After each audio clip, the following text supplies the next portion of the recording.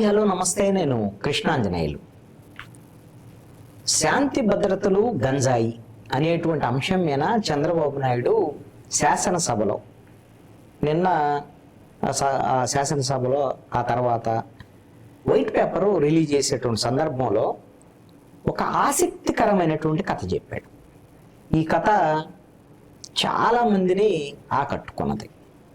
కొలంబియాలో మాదక ద్రవ్యాల don Pablo Emilia Escobar,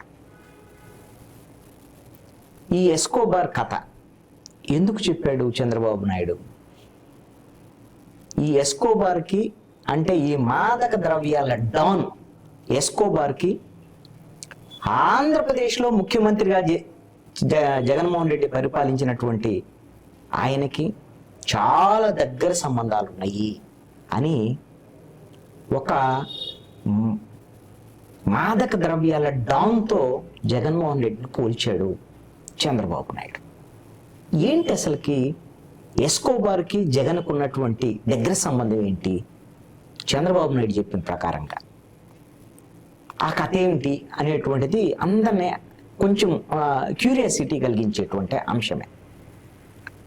ఎస్కోబారు కొలంబియాలో మాదక ద్రవ్యాలకు సంబంధించి హెరాయిన్, కొకైన్ ఇలాంటి వాటికి సంబంధించినటువంటి మాదక ద్రవ్యాలకు సంబంధించినటువంటి చిన్న పెడ్లర్గా స్టార్ట్ అయిపోయి ఒకళ్ళ దగ్గర నుంచి ఇంకొకళ్ళకు అమ్మకము ఇలాంటి చిన్న చిన్న దాని ద్వారాగా స్టార్ట్ చేసుకొని దాని ద్వారాగా ఎదిగి మొత్తము కొలంబియాలో ఒక మాఫియా డాన్గా, ఒక మాదక ద్రవ్యాల డాన్గా ఎదిగి $30 బిలియన్ సంపాదించాడు.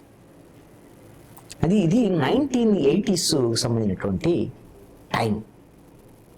ఇది కథ జరిగిన కథ. ఇది ఏమన్నా సినిమా కూడా వచ్చింది దీని మీద. సినిమా కూడా ఇప్పుడు అందుబాటులో ఉంది ఎస్కోబార్ మీద. బట్ ఈ సినిమా అంటే ట్రూ స్టోరీ. ఇది $30 బిలియన్ అంటే ఇప్పుడు ఉండేటువంటి పరిస్థితుల్లో దాటి విలువ $90 బిలియన్, అంటే సుమారుగా 7.5 లక్షల కోట్ల రూపాయలు. అయితే మాదక ద్రవ్యాల ద్వారాగా ఇన్ని లక్షల కోట్లు సంపాదించినటువంటి ఎస్కోబారు ఈ మాదక ద్రవ్యాలు ఎన్నిటికీ పోలీసుల యొక్క ఒత్తిళ్ళు ఇవన్నీ ఉంటే రాజకీయ నాయకులు సహకారం తీసుకోవాల్సి వస్తుంది. అసలు మనమే రాజకీయ నాయకుడిగా ఎదిగితే ఎలా ఉంటుంది?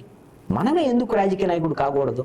డబ్బులు ఉన్నాయి కదా అని కొలంబియా ఎంపీగా పోటీ చేసి గెలిచాడు. అంతకు ముందు అసలు మొత్తము ఆ మాదక ద్రవ్యాలకు సంబంధించినటువంటి పెద్ద కారిడార్ని ఏర్పాటు చేసుకున్నాడు.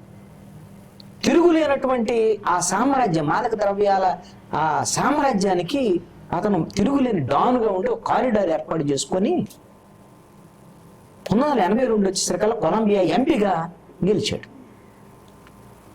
ఎంపీగా గెలిచిన తర్వాత అమెరికా ఇంత మాదక ద్రవ్యాలు చేసి ఇట్లాంటి ఒక స్మగ్లర్ను ఎంపీగా ఉండటం ఏంటి, ఈ విధమైనటువంటి పరిస్థితి, అట్లా మేము చర్యలు తీసుకోండి, అతను అరెస్ట్ చేయండి అని అమెరికా, అగ్రరాజ్యం అమెరికా కొలంబియా మీద ఒత్తిడి తీసుకొస్తే ఆ దేశ ప్రభుత్వం తప్పకుండా అతను అరెస్ట్ చేయాల్సి వచ్చింది. అయితే ఆ ప్రభుత్వంతో ఈ ఎంపీ కదా ఎస్కోబార్ ఒప్పందం చేసుకున్నాడు. ఏంటా ఒప్పందం? నేను సొంతంగా జైలు కట్టుకుంటాను, దాంట్లోనే నేనుంటా అని అన్నాడు. ఓకేలే, ఎట్లా కట్ట మా ఎంపీఏ కదా, వాడు జైలు కట్టుకొని తాళం వేసుకొని లోపలుండి ఆ తాళం ప్రభుత్వానికి ఇచ్చాడు. బాగానే ఉంది. ఆ తర్వాత కొన్నాళ్ల తర్వాత తనకి క్షమాభిక్ష పెట్టమని ఆ ప్రభుత్వాన్ని వేడుకున్నాడు. ఆ క్షమాభిక్ష పెట్టడానికి ఒకళ్ళ కొలంబియా ప్రభుత్వం ఒప్పుకున్నా మళ్ళీ అమెరికా ఒత్తిడి చేసింది. ఎట్టి పరిస్థితుల్లో అతనికి మీరు క్షమాభిక్ష పెట్టొద్దు అని.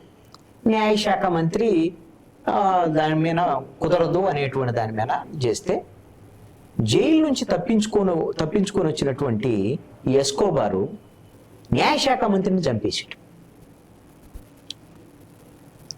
మళ్ళీ జైల్లో పెట్టారు ఆ కేసులు.